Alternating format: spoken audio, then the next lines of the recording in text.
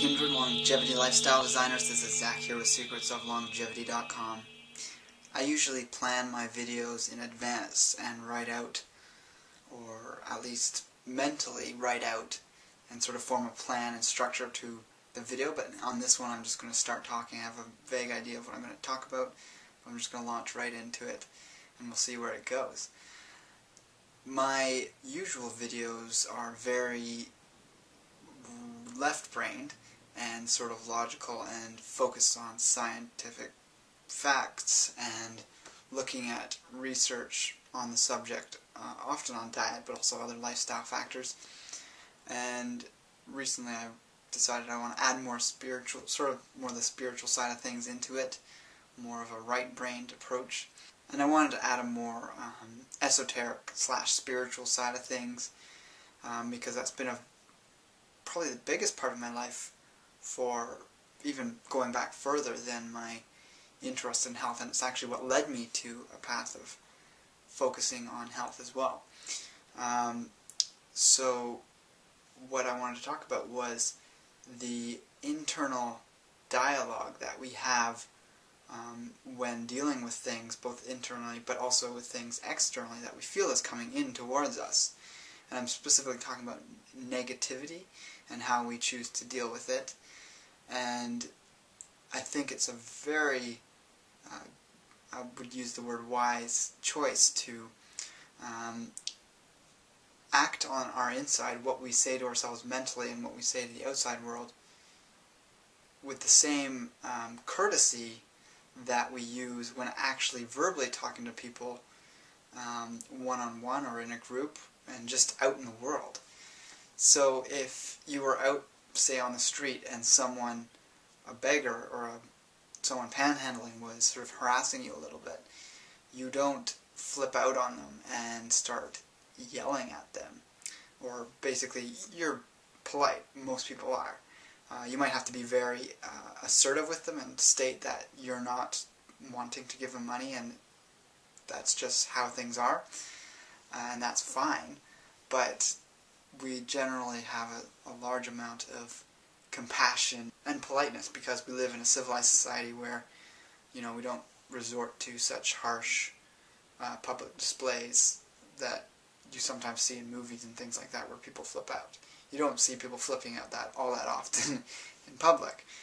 So with that being said, if you were, for instance, to go to an area, whether it's a very old building or someone's basement or anywhere where you feel like there may be, we could call it energies, we could call it spirits, we could call it ghosts, there's a whole host of names we could attribute to it, but when you feel that sort of sensation of ickiness, it's just a feeling, it's a gross feeling, you don't like it. The way you respond to it is, in my opinion, should be similar to how you'd respond to someone if they were a physical person in front of you. So obviously no one likes to be having those gross feelings put towards them, whether it's from a person or an animal in the wild, you could even say, or a non-physical energy of some sort. So if you work on thinking of things in the same way, and I think for some people when they start to acknowledge that perhaps these things that they feel and they start acknowledging their intuition are real, they're just not physically there, there's a certain element of fear there because you are opening yourself up to a greater reality that you weren't aware of before perhaps, and it might be frightening. But when you do, then you're more respectful of it too. And having personally worked in a number of jobs in the past where I was working in very old buildings and often on my own, specifically I was working in a bed and breakfast, and this was one of the oldest buildings in the town that I grew up in, and there was a number of times I had very flat out, I would say disturbing things happening around me, such as very visceral feelings of like a hand on my shoulder, or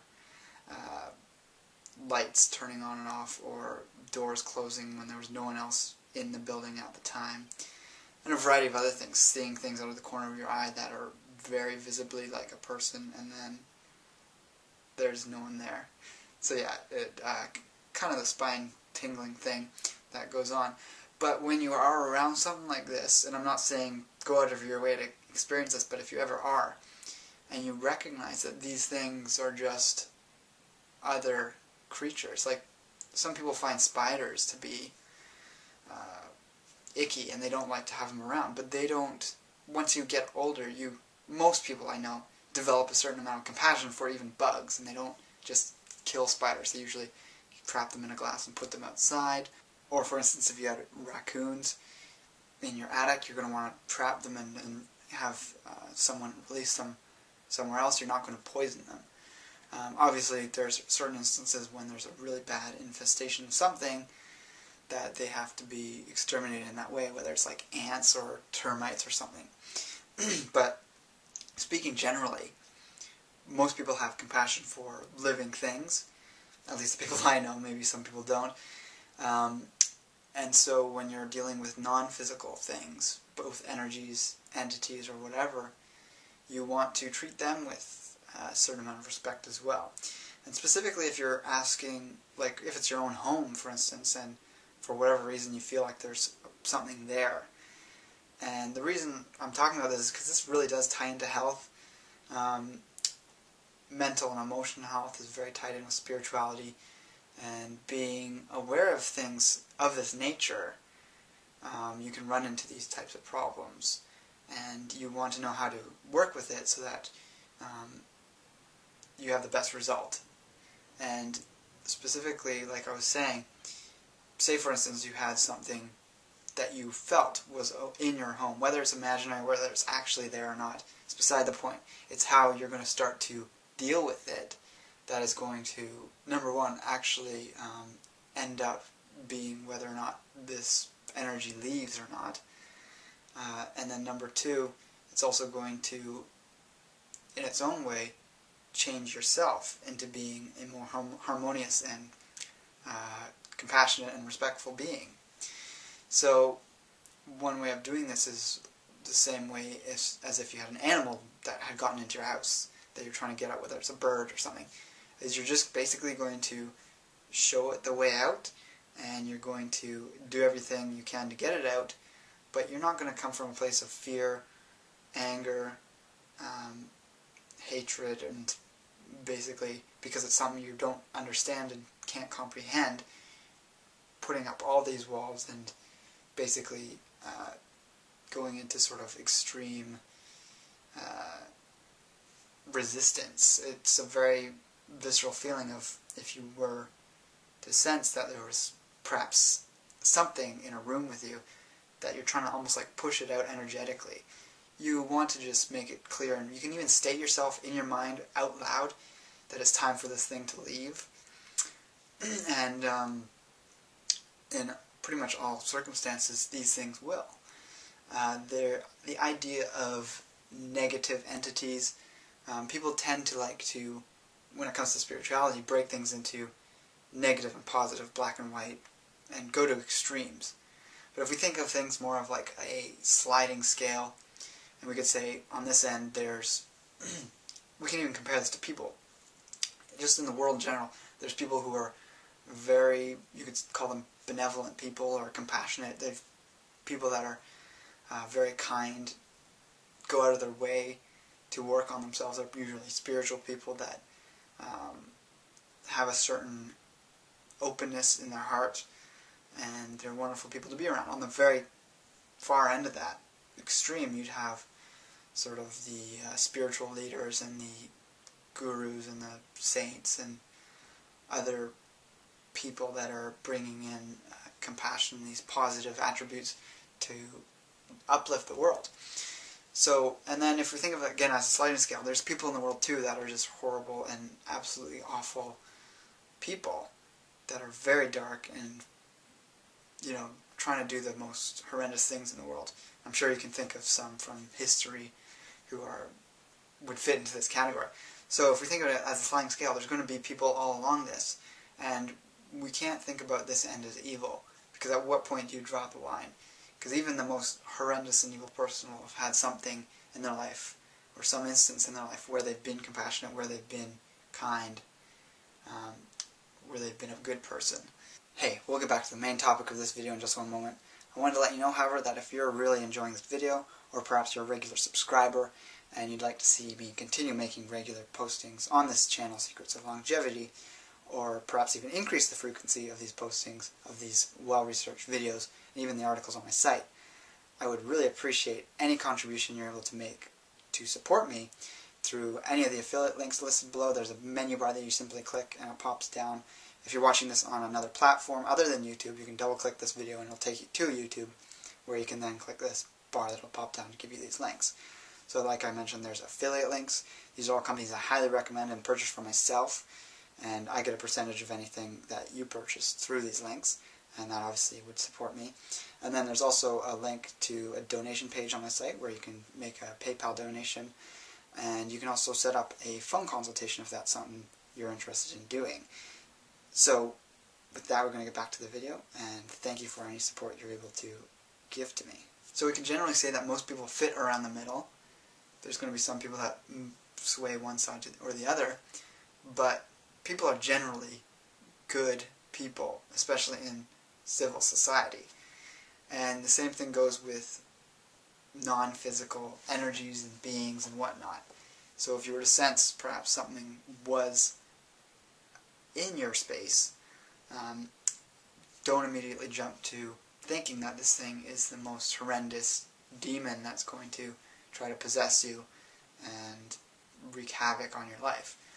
There's definitely some credibility to stories and documentation of occurrences of that sort, but in large part, most people that experience some sort of disruption in their life, it's usually by something that is not intending to do something malevolent. Having known in the area where I grew up, again, this was a place where there's a lot of old buildings, I was aware of the people in the town where I lived who would conduct what you could call exorcisms. And that word obviously has strong connotations with the movie, but basically it can be done in a very sort of non-threatening way to the entity or spirit or whatever is there. And this can be done just merely by stating your intention. You can use things like smudging and clearing, and you're just allowing the space to shift to a state where that being is obviously not going to no longer want to be there, because if it was slightly malevolent in the sense of almost being like an animal that got into your house and was trying to look for food, sometimes you might have something that is present in your home for whatever reason that is just sort of attracted to perhaps disarray, whether it's chaos, literal physical mess that reflects in the environment energetically as sort of a messy type of energy in the home. It could be attracted to feeding off that sort of messiness, chaotic energy, and by altering the space and perhaps even cleaning up, you're going to create a space that is unsuitable for that thing. It's just going to leave it on its own. So that's another way of doing it. That's what smudging does. It really brings in sort of a spiritual cleansing to the atmosphere, which, again, things are going to just want to leave if there is anything there. So this is a somewhat heavy topic because it's kind of focusing on a slightly negative side of things, but I'm describing how people can address those things and really look at how to move out of that and have those things move out of the space without it being such a difficult thing. So when I was younger, I was doing a lot of training in both things, everything from Reiki to intuitive healing, sound healing, and a lot of other sort of healing modalities, and I was very much involved in a very intensive meditation and energy work practice. And I found that one thing I've noticed in a lot of people is that they, at any sort of mention of something, or if I was with someone and everyone collectively felt there was something going on, people would have a really hard time dealing with that when energetically, this spiritual being could be the equivalent of a spider. So most of us like to think that we've gotten over fear of spiders, we've gotten over fear of the dark. And so if there's something that you're aware of as a presence in the room, almost always it's not going to be the most horrendous demonic thing. In fact, it's extremely rare, and if there was something of such an intense negative presence, there's a number of things that would probably be going on that you've never heard of or even ever witnessed before. And in that case, it would definitely be appropriate to contact someone that was more skilled in dealing with those kinds of things. It would be the equivalent of having an axe murderer in your home on the loose. And pretty much most people never experience that. So it's extremely rare. So I just wanted to sort of give my take on these things and kind of describe how these things are very easy to deal with. And again, some of the things I was mentioning, you can work with incense or sage.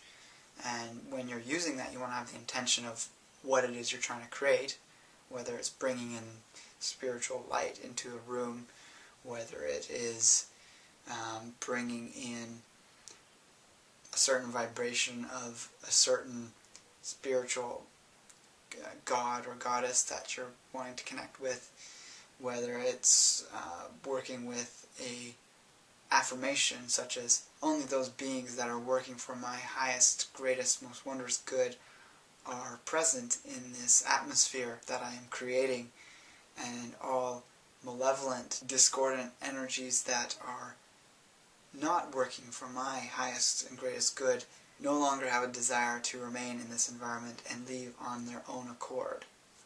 That's just something I'm throwing out there as an idea of what you could use. So whether you're using some sort of smudging, or you're just putting this intention out, or you're working, if you have a bowl, you can use that and use sound to almost send that intention into a room. So something like this bowl, which is what you would hear at the beginning and end of my videos, is a great way of changing the energetic vibration of a room and really shifting it to a place of good feeling, organization, and upliftment. So I'm curious to hear what you have to say about my thoughts around these things, and let me know if you want to see more videos on this kind of a topic. So with that, take care and embrace life without limits.